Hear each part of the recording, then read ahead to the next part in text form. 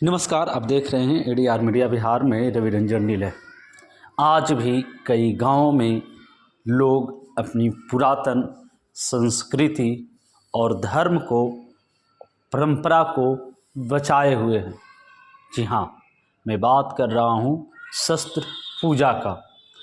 ऐसे तो भारतीय इतिहास में, भारतीय सामाजिक स्ट्रक्चर में शस्त्रों की पूजा की अनेक कथाएं प्रचलित है, लेकिन गया जिला के टेकारी के कोच प्रखंड अंतर्गत पाली गांव नाम सभी लोग जानते हैं। पाली गांव के लोग आज भी अपने शस्त्रों की पूजा करते हैं। शस्त्रों की पूजा करने का मतलब है कि जो भी ऐसे हथियार जो अपने आत्मरक्षा के लिए दैनिक उपयोग में लाया जाता है, उन हथियारों की पूजा करते हैं। इसकी परंपरा तो हमारे यहाँ कई ग्रंथों में मानी जाती है, लिखी जाती है और बोला जाता है। लेकिन जब हमारा देश गुलाम था और परतंत्रता की बेड़ियों में जकड़ा हुआ था, हमारे समाज में जमींदारी प्रथा जैसे व्यवस्था कायम थी, उस समय सामाजिक बुराइयों से लड़ने के लिए मगध में एक ऐसे नेता के रूप में पैदा हुए उभरे जिनका नाम था उपेंद्र नाथ वर्मा। उन्होंने इन सामाजिक कुरीतियों से लड़ने के लिए एक सामाजिक संगठन का निर्माण किया जिसका नाम था युवक संघ। युवक संघ के द्वारा वो समाज में व्याप्त कुरीतियों को कुटाराघात करते थे, लोगों को बतलाते थे कि कैसे सामाजिक बुनावट में कई ऐसे कुरीति हैं जिसको हमें समाप्त करने की ज़रूरत है। और उन लोगों को, यानी कह सकते हैं कि जमींदारी प्रथा के विरोध, शोषण जो होते थे, शोषितों को समझाते थे, बुझाते थे, उन्हें आत्मरक्षा के लिए लाठी चलाना सिखाते थे और उसी परंपरा को आज जीवित रखे हुए हैं पाली ग्राम के लोग। दशहरा पूजा के 9वां दिन शारदीय नवरात्रि में लोग जाते हैं, आराधना करते हैं, पूजा पाठ करते हैं और साथ ही साथ अस्त्रों की भी पूजा की जाती है। परंपरा पाली में आज भी जीवित है, जिसे आप इस वीडियो में देख सकते हैं। जहाँ एक ओर अपने शस्त्रों की पूजा करते हैं तो वहीं दूसरी ओर सम्मान में अपने बड़े बुजुर्गों की, अभिभावकों को माला पहनाकर स्वागत करते हैं।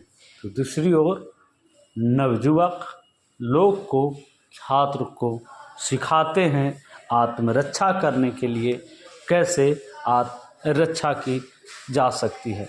आज के आधुनिक युग में हथियार के मायने बदल चुके हैं, लेकिन अभी नहीं बदला है तो वह परंपरा, वो नैतिकता जिसके आधार पर आज भी भारतीय समाज, भारतीय संस्कृति जीवित है। युवक संघ जिंदाबाद, युवक संघ जिंदाबाद, युवक संघ जिंदाबाद। को लेकर आप क्या कुछ कहना चाहेंगे? देखिए, ये ग्राम पाली है और यहाँ पे डांगी समाज का सैकड़ों वर्ष पुराना, जहाँ तक हमारी जानकारी है कि 1942 से ये परंपरा चलते आ रहा है शस्त्र पूजा का। और एक शस्त्र पूजा हम लोग का एक संदेश देता है आत्मरक्षा के लिए, और हम लोग उसी समाज से हैं जो हम लोग उसी शस्त्र से किसानी भी करते हैं, उसी लोह जो होता है उससे हम लोग, और उसी समाज से आते हैं। और शस्त्र पूजा यहाँ पे आत्मरक्षा के तौर पे हम लोगों ने उसे मानते हैं और यहाँ पे बरसों साल से परंपरा जो चल रही है, ये हमें अच्छा लगा। और यहाँ पे लोगों ने, ये गांव के लोग हमें बुलाते हैं और हमने आया। लालू दांगी को टिकारी विधानसभा में क्यों चुनना चाह रहे हैं लोग? जनता का विश्वास कैसे बन रहा है? क्या आपने काम किया है? देखिए, हम काम तो छोड़ दीजिए, पहले तो लोगों को प्यार जीतना होगा। आप अगर किसी भी समय कभी भी अगर आपको कोई बुलाते हैं तो आप अगर उस टाइम खरे उतरते हैं या समय पे आते हैं तो एक लोगों का उत्साह बढ़ता है कि दुख सुख में हमें जब हम बुलाएं तो आ गए। तो इस स्तर से लोगों को मेरा प्यार और लोगों को जुड़ाव बढ़ते गया। टिकारी में कुछ ऐसा जो आपने काम किया हो जो लोगों को पसंद आया? देखिए, हम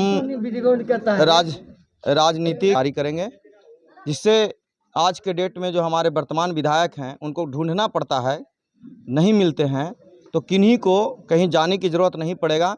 कहीं पे करप्शन हो रहा है तो टोल फ्री नंबर पे बात कर सकते हैं, कहीं कुछ परेशानी है तो टोल फ्री नंबर पे कॉल कर सकते हैं, वो हमें अपडेट मिलेगा और उनको समस्या का समाधान तुरंत होगा। और जो मूलभूत है शिक्षा है। देखिए, मूलभूत है शिक्षा है। आप अस्पताल में जो अभी करप्शन चल रहा है उसको मुक्ति दिलाएंगे। शिक्षा अभी हमारे क्षेत्र में होता है, अरे भाई आप यहाँ पे विधायक हैं तो आप 1-2 बार जब भी जिस क्षेत्र में जाते हैं आप स्कूल में जाकर विजिट कर लीजिए ना, क्या स्थिति परिस्थिति है। टीचर्स को भी लगेगा कि हमारे जो यहाँ पे नेतृत्व कर रहे हैं, हमारे जो प्रतिनिधि हैं वो आते हैं, तो उनकी भी एक समय समय पे आप एक उत्साह बढ़ाइए।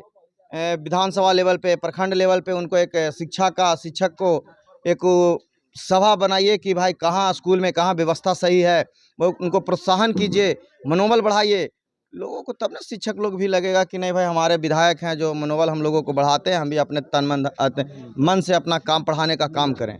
तो उस स्थिति में अस्पताल में जो है छोटा छोटा चीज़ के लिए पैसा लिया जाता है, गरीबों का इलाज नहीं होता है। ये सब सारी पहलू पे आप देखेंगे तो टोल फ्री नंबर में आपको सारा के सारा हर प्रखंड में हम एक फ्री एम्बुलेंस देने का काम करें जो मेरी फंड से ही रहेगा।